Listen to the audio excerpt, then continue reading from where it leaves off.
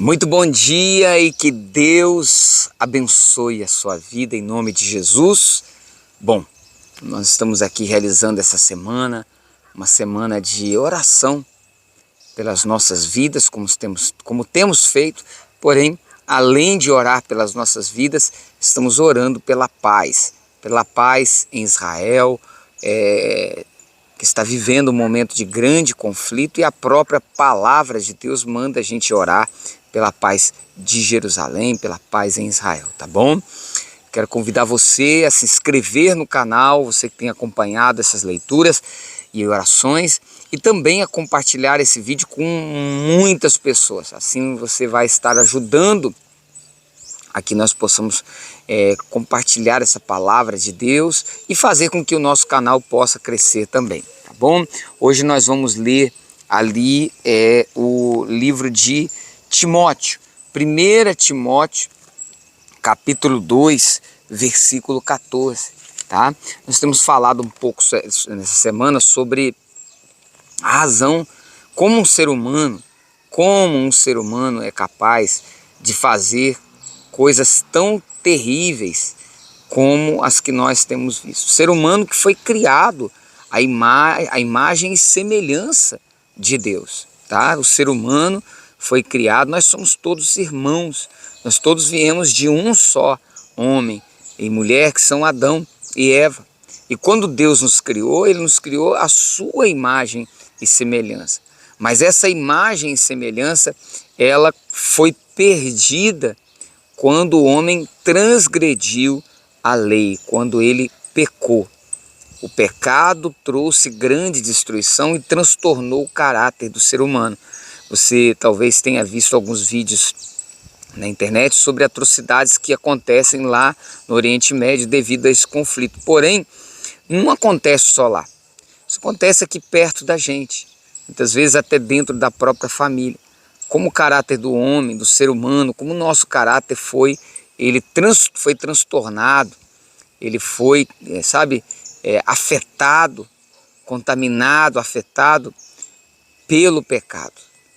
E devido à gravidade do pecado, nós deveríamos ter um cuidado maior para entender o que é, o conceito do que é pecado e para não pecar, não é verdade?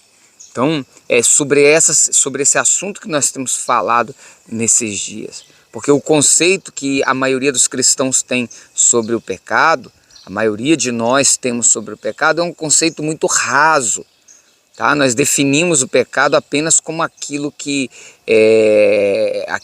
são chamados os grandes pecados. A prostituição, o adultério, o roubo, o assassinato, né?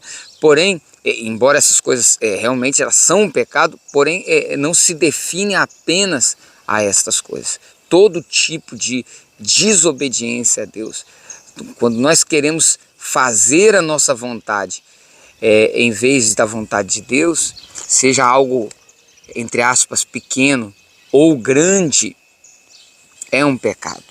E eu quero convidar você a abrir a Bíblia lá em 1 Timóteo. Vamos ler 1 Timóteo capítulo 2, lá no verso 14. E diz assim, diz assim: e Adão, falando do pecado de Adão, e Adão não foi iludido, ou seja, não foi enganado, mas a mulher, sendo enganada, caiu em transgressão. Então, quando a Bíblia fala aqui do pecado de Adão e de Eva, há uma diferença entre o pecado de Adão e de Eva. Eva, ela foi enganada pela serpente. Já Adão não, ele não foi. Aqui diz que Adão não foi iludido. Ou seja, ele viu que Eva havia sido enganada, que ela havia pecado, e ele deliberadamente, ou seja, para satisfazer ali o desejo, a vontade da sua mulher, de Eva, ele escolheu obedecer a Eva ou agradar Eva antes de agradar a Deus. Olha só a diferença. Adão, ele escolheu agradar a sua esposa antes de agradar a Deus. Sua transgressão, por isso que a Bíblia diz que por um homem o pecado entrou na humanidade. Por um homem. Olha só, por Adão. Não fala da questão de Eva, embora ela também pecou, mas a questão é que ele escolheu agradar a sua esposa antes de agradar a Deus. Veja, que coisa, né? Então, querido, pecado é quando nós escolhemos agradar as pessoas antes de agradar a Deus, também é um pecado. Você lembra da leitura que nós fizemos ontem? Se você não viu, eu recomendo você a ver o vídeo de ontem que nós falamos da parábola da grande ceia. Ali na parábola da grande ceia, você vê Jesus falando de pessoas que receberam como punição o estar fora da comunhão ali, né, na ceia, simplesmente pelo fato de quê?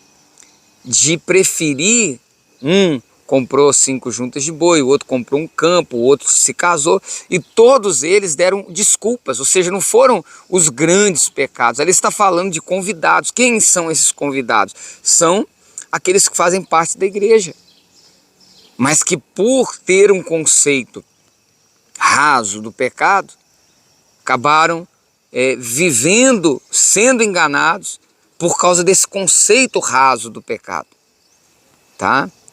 E aí você observa naquela parábola que é mencionado sobre o fato do Senhor falar, olha, vai pelos becos e chama os aleijados, os coxos, chama eles para vir para minha ceia, porque minha casa não vai ficar vazia não.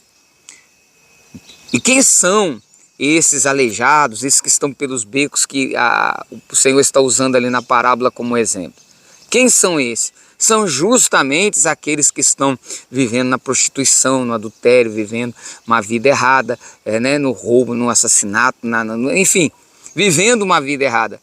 Mas que são pessoas que o Senhor está lhe dizendo que vão, nos últimos dias, que vão estar cansadas dessa vida vazia, que vão descobrir que essa vida que tem vivido é uma vida vazia, é uma vida que não traz sentido, que não tem razão de ser para eles, que vão estar cansados do vazio que o pecado traz e que vão se arrepender, e que vão aceitar e que vão obedecer ao Senhor, vão se voltar a Deus em obediência, e esses vão entrar para a ceia, vão desfrutar da comunhão. Olha só. E vão substituir aqueles que haviam sido convidados anteriormente, mas que desprezaram. Veja que situação, tá? Então, querido, nós precisamos entender, sabe, o que nós temos falado durante essa semana, para que não sejamos endurecidos pelo engano, o engano do pecado.